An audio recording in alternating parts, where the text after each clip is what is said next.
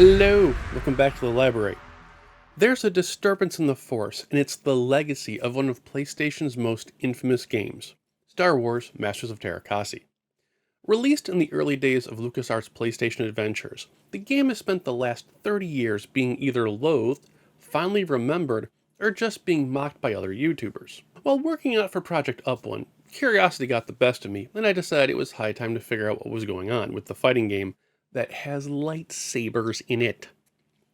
Released during the 1997 Christmas holiday season, the storyline places our combatants between the events of The Empire Strikes Back and Return of the Jedi.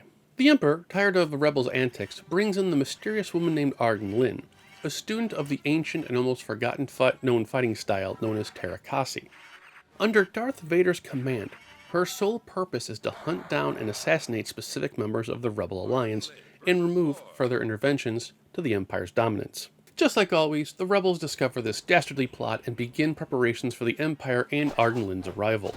And that's the entire plot. Now, there are obvious holes to worry about here, like why, once Arden Lyn is defeated in the game, would you need to play any further, and why are the rebels fighting against each other after the fact? Practice? Paying that no mind, the game's existence is draped in the classic LucasArts subtle humor that they were known for back at the time. The playful on-screen text for unlocking events, the way they bring famous movie moments to scale with the stages, even Yoda with his boxing gloves on in the memory card screen. It's wonderfully cheeky and helps add to the slightly higher suspension of disbelief one needs to enjoy the game fully. The main roster is divided evenly between 4 rebels and 4 Imperial soldiers. On the lighter side of things, we have Luke Skywalker, Princess Leia, Han Solo, and Chewbacca. The darker side of the Force features Arden Lyn, Hor, that's his name, the Sand Person, Hork the Guard, and Boba Fett. Darth Vader acts as the final boss. There are also hidden characters and alternate skins available via unlockable means. Stages unfold like those in other 3D fighting games such as Tekken and Dead or Alive. Small, square-shaped arenas with ringouts based on the various movie locations. Snowspeeders fly around the Hoth stage. AT-ATs march around the Endor platform. Boba Fett's ship, Slave One, is on the landing pad of Bespin. They even have R2-D2 running around the swamp while Luke's X-Wing sits in the swamp on Dagobah. You can even stop by Han's favorite vacation spot in the Carbon Freezing Chamber. Speaking of humor, Teras as a name is a nod to the Tekken series. Teras is derived from Finnish and stands for steel hand, which is literally handy as that's what Arden Lyn's weapon is. It's a cheeky spin on Tekken, meaning Iron Fist, at least here in the Star Wars universe, known as throwing anyone off a cliff. But there are still clearly daddy issues. The heart of the game lies in its fighting, and it's here where people's alignment on the game's credibility is divided. Teras is not an easy game to drop into control-wise, but we need to take a step back and ask ourselves, why? Having completely rewritten LucasArts' own move list has opened up my eyes to how they were approaching the genre, but more importantly, why there is so much hatred towards it. It comes down to equal parts technical issues and, more importantly, the Q-tip problem. Let's start with the latter. If you don't know the Q-tip problem, it's gone by other names, but I prefer this example. When I hold up this, was your first reaction, oh yeah, that's a Q-tip? The problem is that it's not a Q-tip. That's the brand name. It's a cotton swab.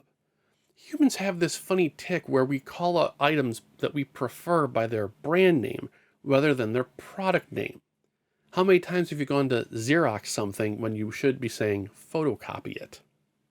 That quiet part said out loud is that this mental hurdle can project the brand name's features on the opposing object. How many times have you not liked a fighting game because it didn't play like Street Fighter or Mortal Kombat? That brand name projection causes someone to walk into a genre, the fighting game, believing it's going to be just like their preferred brand name, Street Fighter. When it doesn't meet those expectations, the game being played is already on the defensive to validate itself. And therein presents the first challenge of Teras, having to relearn the genre. If we drill down into the mechanics, the issue becomes much clearer. Street Fighter specifically is known for its incredibly open-ended combo system. You can cancel a move into a second one, creating a seamless multi-hit attack. Mortal Kombat is famous for its ability to chain its attacks together, where the first move's action has just enough animation to tee up the second attack and still be a single string of movements for a combo. While it seems that canceling moves isn't an option here in Teras, there are small windows where you can actually chain moves. The catch is that trying to properly connect them just comes down to luck and nothing else. The bigger issue at hand is the force super bar at the bottom of the screen, and this is where it all falls apart. The force bar acts like a super meter, adding extra damage count to character moves. These upgraded hits require an extra button press within a move, as well as knowing to know how many bars of the force you need, 1 to 4. That gameplay angle is where we now jump to the technical aspects of the whole package, and it's where LucasArts lost its way. Fighting games rely on two things: simplicity and control. The easier it is to remember a character's moves, and the easier at which those moves are performed, will make or break the game. Sadly, due to the admitted inexperience they had at the time for developing the game, these two concepts were not fine-tuned enough to make the learning aspect easy. I'll just say it, there are way too many moves in this game, and even the CPU doesn't seem to know what it's doing with them. Even weirder, 6 of the 8 characters have an unarmed moves list, plus another 25% of moves that are equipped either with a blaster or a stick or a lightsaber, what have you.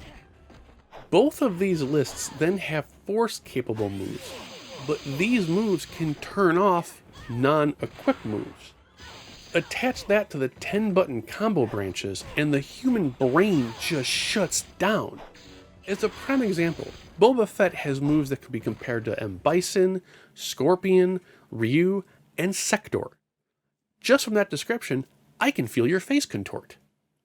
As I described way back in the skydiving stream video, your brain doesn't respond to something with a button command, it responds with the word associated with it. This then activates the muscle memory in your hands to perform the sequence. This muscle memory just isn't possible with the number of moves in Teras, and it can lead to a lot of frustrations with the game. This is compounded by many characters not having consistent move patterns. There is no such thing as a charge character or a quarter circle character in Teras, just overburdened ones. I rewrote the guide, confirmed every move with every character through practice and arcade mode, and I still can't even remember the moves. Underlying this abundance problem are further technical issues. Trying to guess where hitboxes begin and end, as well as correct distances to dodge said incoming attacks, can be frustrating as all hell. Lightsaber-equipped characters can have an ungodly reach based on certain moves. Ending up behind an opponent will not always guarantee they'll turn around, leaving you in an awkward position as some moves won't connect when you're behind them. Further play uncovered other oddities. For some reason, if playing the character Thok, the computer-controlled opponent almost always sidesteps you. Under normal circumstances, this would be a defensive posture, but they continue to maintain doing it without following up with an attack.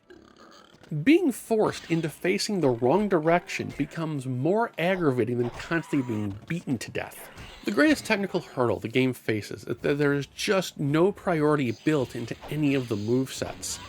Anything can cancel anything else, making hand-to-hand combat clunky and broken. With this consistent break in the combat flow, it stifles the ability to learn anything. This includes learning counterattacks, better offensive moves, and weaknesses to exploit, if not just another character. When it comes to playing Masters of Teras, it's best to play with another human. When the technical issues are combined with the CPU trying to do everything it can to win, it just reduces the single-player experience to just playing defense in the hopes of getting a move or combo in. At least in multiplayer, it's 2 people who can't remember the moves and just want to see something cool on screen for once. Now, all that said, there are some fun moments to be had. Hidden characters are found through various modes and include the favorites Mara Jade, Stormtrooper, Scout Trooper, Darth Vader, Jodocast, and Princess Leia in her slave outfit, because of course. Plenty of modes and scoreboards provide content and bragging rights for those willing to listen. The music is wonderful, of course, and there are always the usual little LucasArts touches to appreciate. As a fighting game to review, Star Wars Masters of Teras is a riddle wrapped in an enigma. All it would take is a few fan patches to tweak the correct hitboxes and move canceling issues, and it could be a whole new game. If you watch the demonstration fights, it's clear LucasArts was intending the gameplay to be more cat and mouse than the typical offensive-defensive approach to fighting games. Despite all the calamities, there is just enough to appreciate and poke around under the hood. If there were any more wrong with the game, it would likely be an upsetting 4 out of 10 on the Game-Rave review scale. But there is still good in it, and it shines through just enough to keep your curiosity appeased. It's an average 5 out of 10 on the review scale. It's by no means a Tekken or a Soul Blade, but it's nowhere near a Criticom. And that's a good thing. Alright guys, there you have it. Teras really is a curiosity. Bad Game Hall of Fame has this fantastic article about the game, and they found a lot of quotes from the developers over the years about how they didn't have the know-how, and it was the first PlayStation game they worked on and all that good stuff to check out. But the problems clearly started with the moves list. And when I found LucasArts' original, literally Word document that they posted for free on their website 30 years ago, even within the doc, you could tell that there was a frustration in them designing, because they would start off with like the first character in the list, and they would have it completely written out that it should be like, down plus square equals this for crouching. But then you get to like the fourth character, and they would just have X listed for what you should be doing while crouching. And then you get further down, and you could clear they were starting to just copy and paste basic moves between the characters and just change it to something else. I know fans are like doing like all these translation patches and randomizers and improving the graphics and so forth.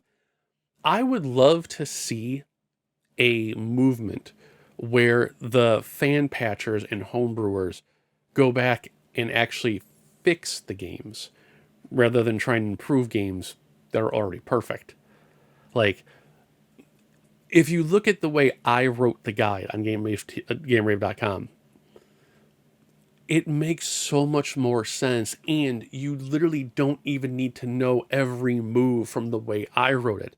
You just pick one move from every non-basic section, and that's your 5-move arsenal. Like, it totally changes the way you play the game. Like, Arden Lin has this incredible guile-like flash kick that you can use as a defense, but then set up as an offense into a prone attack.